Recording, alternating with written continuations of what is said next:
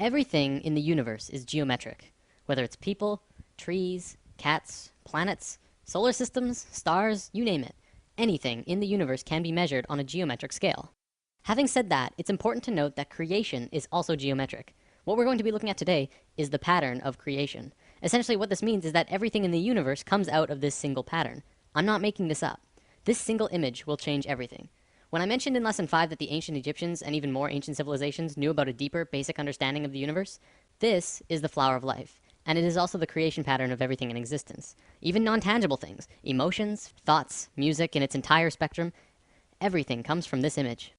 Okay, so there are 13 information systems that comes out of the flower of life.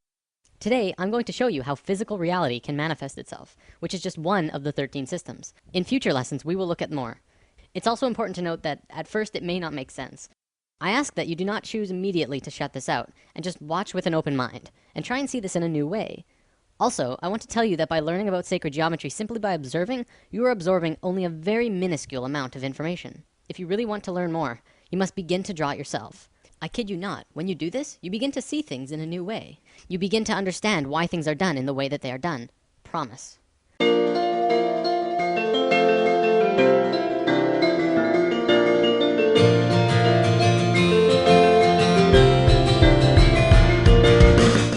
The flower of life was known around the world in ancient times. It was found in Ireland, Turkey, Israel, Egypt, China, Greece, Germany, India, and Iceland. It's also been recorded to have been found in England, Tibet, Japan, Sweden, Lapland, the Yucatan, and I think 14 other places. This thing is everywhere. Not only that, but everywhere around the world it has the same name, the flower of life.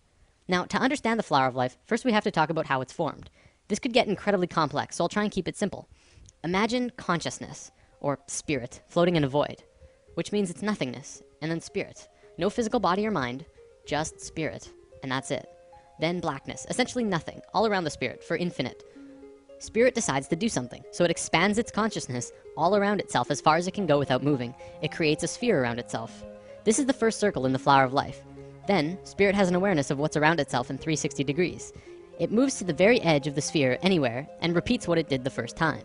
It creates this image, which also creates the Vesica Pisces. Within the Vesica Pisces is a vast and incredible amount of knowledge about width, proportion, depth. Also comes the square roots of 2, 3, and 5, which are all numbers that go on forever. But even more interestingly, comes geometric information about light. We'll talk about that in a moment. Now, spirit has no choice but to do it again. Spirit is flawless, and therefore it will move flawlessly, creating the next circle either here or here, exactly one radius away from the other circle next to it. Every time spirit moves another sphere, more and more knowledge comes out of the image that is created. The first complete image to be formed is this. It has two names, the seed of life, or the Genesis pattern, and for good reason. Now, let's look at the book of Genesis for a second. Each of these movements, or creations of circles, can be seen as another day. On the first movement, the second sphere, it created knowledge about not only mathematical proportions, but light. The first sentence of Genesis says, "The earth was without form and void, and that the Spirit of God moved upon the face of the waters." In the very next sentence, God says, "Let there be light." The key here is in the order. The movement happened first, then light happened immediately after. Well, but what about the waters? Well, you have to remember that the Bible has been changed over time a lot. The ancient Egyptians would say that the way our modern Bibles begin creation is impossible, especially if you think about it from a physics point of view.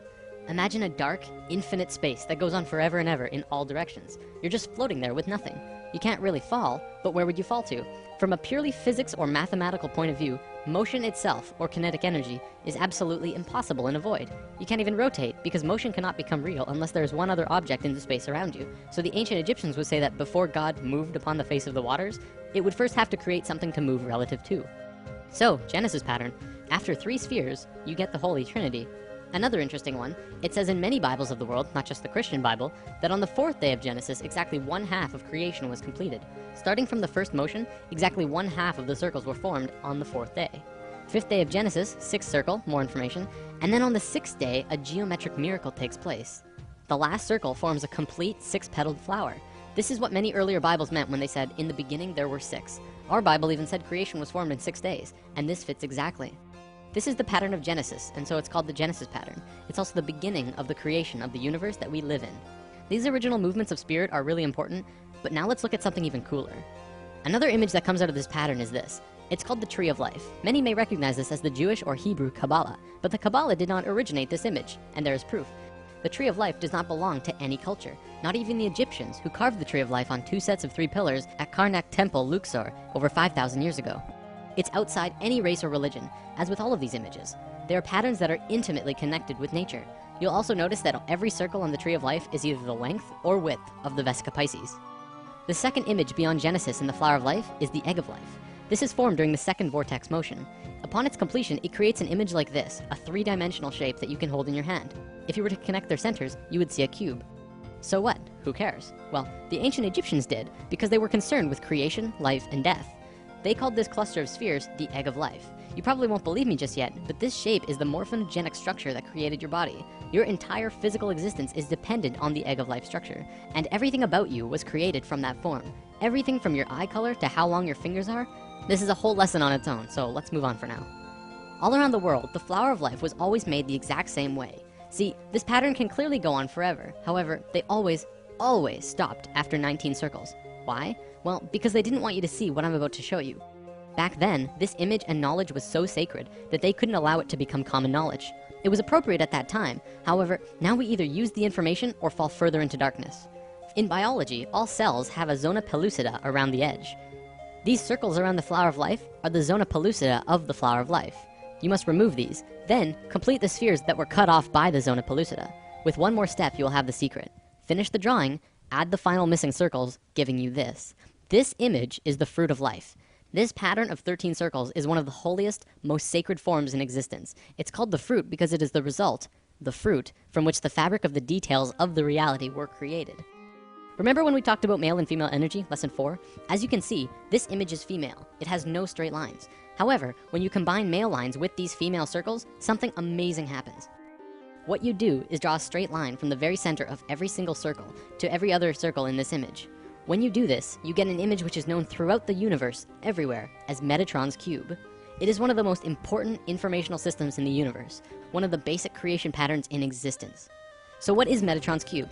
Well, anyone who has studied sacred geometry, or even regular geometry for that matter, knows that there are 5 unique shapes in the universe, and that they are crucial to understanding both regular and sacred geometry. They are called the Platonic solids. A Platonic solid has certain characteristics by definition. First of all of its faces are the same size. For example, a cube, the most well-known Platonic solid, has a square on every face, so all of its faces are the same size. Secondly, the edges of the Platonic solids are all the same length. All edges of the cube are the same length. Third, it only has one size of interior angles between the faces. In the case of the cube, this angle is 90 degrees. And fourth, when put inside of a sphere, all of the points will touch the edge of the sphere perfectly.